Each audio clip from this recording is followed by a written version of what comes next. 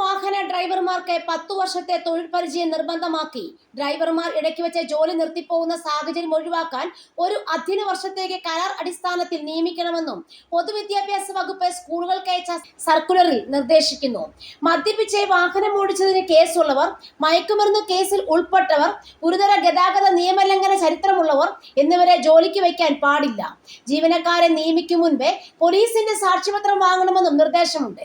ബസ്സിൽ വനിതാ അറ്റൻഡർമാർ വേണമെന്നും പ്രത്യേക നിർദ്ദേശം. മറ്റു പ്രധാന നിർദ്ദേശങ്ങൾ: LKG, UKG, പ്രൈമറി തലത്തിലുള്ള കുട്ടികൾ യാത്ര ചെയ്യുന്ന ബസ്സുകളിൽ പരിശീലനം ലഭിച്ച വനിതാ അറ്റൻഡർമാരെ നിയോഗിക്കണം.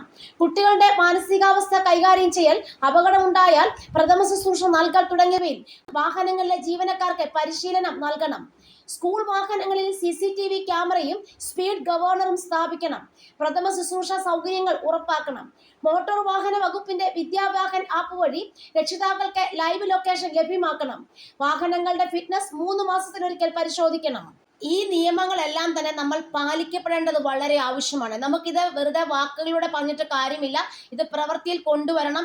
നമ്മുടെ നാട്ടിൽ നിയമങ്ങളൊക്കെ കൊണ്ടുവരും, നടപടികൾ കൊണ്ടുവരും, പക്ഷെ അത് പ്രാബല്യത്തിലാക്കുന്നതിലാണ് വലിയ കാര്യം ഇരിക്കുന്നത്. ഈ നിയമത്തെയും നടപടിയൊന്നും കാറ്റിൽ പറത്താതിരിക്കാൻ ഗതാഗത വകുപ്പ് മന്ത്രി പ്രത്യേകം ശ്രദ്ധിക്കണം. എങ്കിൽ മാത്രമേ ഇതൊക്കെ ഇവിടെ നടപ്പിലാകുകയുള്ളൂ.